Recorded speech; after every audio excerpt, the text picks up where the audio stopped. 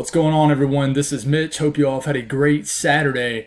As I mentioned this morning, I'm going to give y'all an update on what's going on with the tropics. As far as we're already into hurricane season. I made a video last week. Well, I guess it's still technically this week, but I made a video a few days ago giving an update on what's going on with the tropics and the potential for a time frame to watch as we get a little bit deeper into June. The tropics could start to get fired up a little bit in the Caribbean, the Western Caribbean, and something known as a CAG, a CAG. Basically, it's just an area, a large area convection that has a little bit of a spin to it over Central America that sometimes can drift over to open water and develop into tropical systems and get into the Gulf of Mexico or the Western Caribbean, things like that, and has a chance to develop.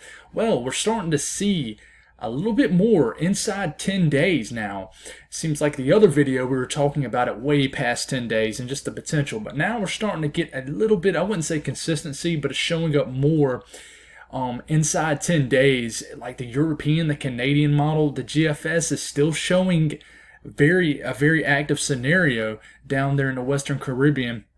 But the Canadian model, the European model, the Icon model, starting to show something developing, and potentially, maybe as we get into next weekend, a little bit past next weekend, might have something brewing in the Gulf of Mexico. So we're going to break that down for you all. What does that mean? What do we know? And we're going to get a little bit detailed into this. So if you guys have not subscribed, please subscribe. Growth is really slow right now, as I've mentioned many times before. It's just a kind of a slow period as we're gearing up for hurricane season. Like the video if you like it. Hit the notification bell so you know when I post.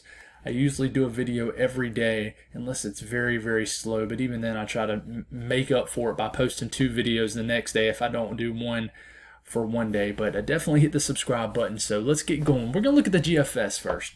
We're going to look at what's going on here. This is the latest GFS, the 18Z.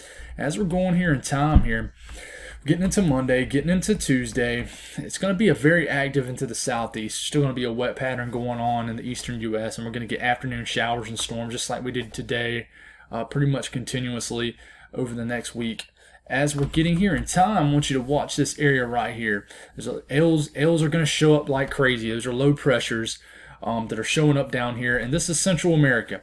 So you can get some convective development that really starts, I say convective, I'm so used to saying that, but just the development, an area of disturbances over Central America, known as a CAG sometimes, that can really develop and get into the open waters, the warm waters of the Caribbean, really develop and get a spin to it, and sometimes develop into tropical systems, a tropical depression, and that may go into a tropical storm, and sometimes you get a tropical, for instance, Hurricane Michael. Hurricane Michael was actually formed off CAG. It was formed and basically it developed and got into very favorable conditions and turned into a monster Category 5 hurricane that ended up slamming the panhandle of Florida. So I'm not saying that's going to happen. I'm just saying that's an example. Things like this can happen. You can get spin-ups, just disturbances of weather that can really turn into tropical systems. So here we go. We're getting into this weekend, next weekend. So it's a week out from the day. But notice this low pressure just sits in the same area. But notice this thing, there's some kind of system developing here.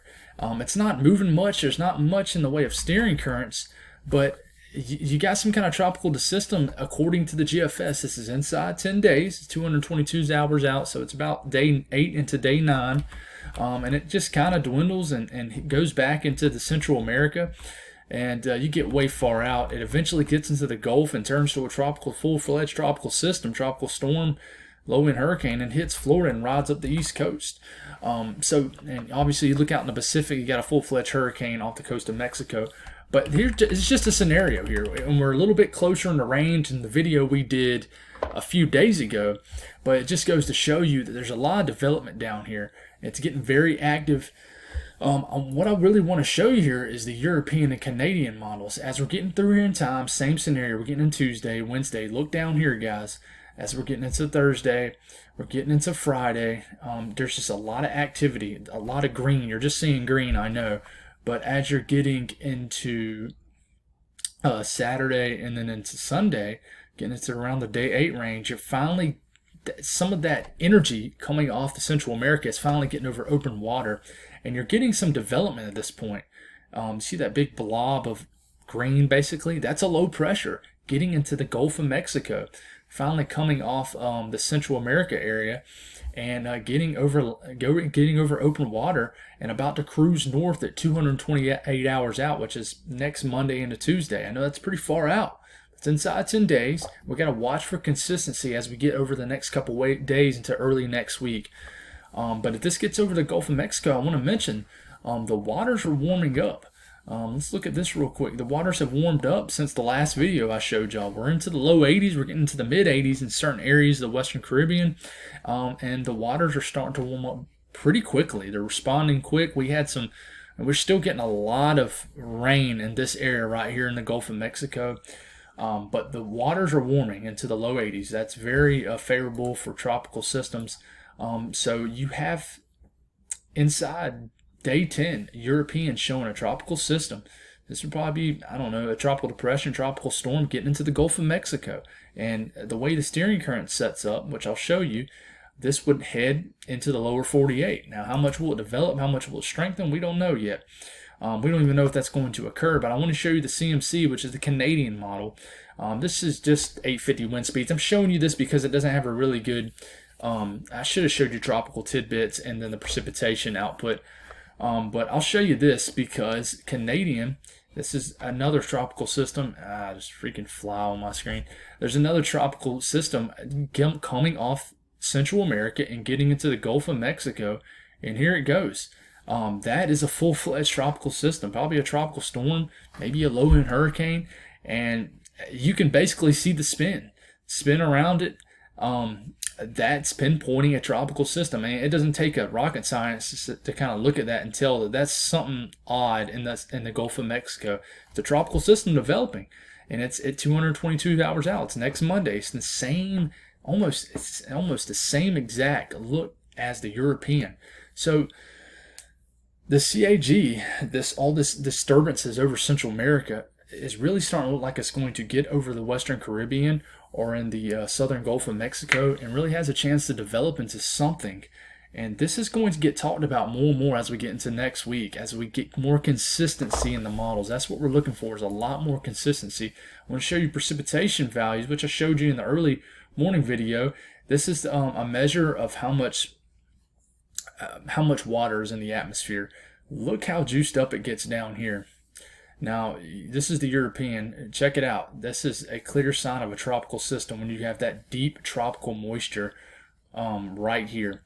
I mean, you look at this and you compare it to this. That's 2 to 3 inch precipitation water values. So that's tropical moisture associated with a tropical system that surges north.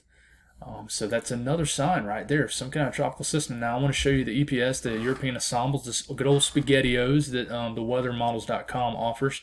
Check it out. It's trying to pinpoint low pressures that could potentially form, and they all kind of show up in that same area right here, just west of Cuba, in between Central America and Cuba. And look at them heading north into the lower 48, into the Gulf states. So something to watch. It's definitely looking a lot more active. I want to show you the same thing for the GEFS and tropical systems. It's showing up. It's showing up a little bit less frequently on the GFS ensembles, but it still is. So this is what this is. It's probability. I have no idea why this is not showing up. Let's see if I can get it going again.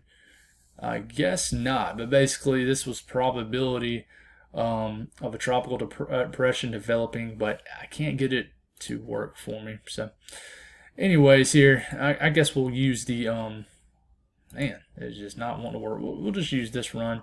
That's not going to work either, so forget about it. But anyways, it had a decent probability chance of a tropical depression developing into the southern Gulf of Mexico. So something to watch. As far as steering currents, this is basically high pressure over here. And anything develops, you're going to see something pop off right here that's more of a white shaded color. Whatever develops here is going to get steered by a high pressure that's not going to really allow it to move out here. If this was to develop, it's going to basically act as a steering current. This is going to push this into the lower 48 if it was to form. So, like I said, sea surface temps are really starting to warm up in the Gulf of Mexico. So they were extremely warm last year, and it aided into what would you call RI, which is short for rapid intensification, and we had that a lot last year. That really allowed for a lot of strength forecast to really be busting on the high end. These things, I think, we're beginning to more and more respect sea surface temps as a more pivotal factor for tropical development as we get through in time, because it's incredible how these systems react to sea surface temps, because I swear the Gulf of Mexico becomes some of the warmest waters in the world as you get into July and August and September.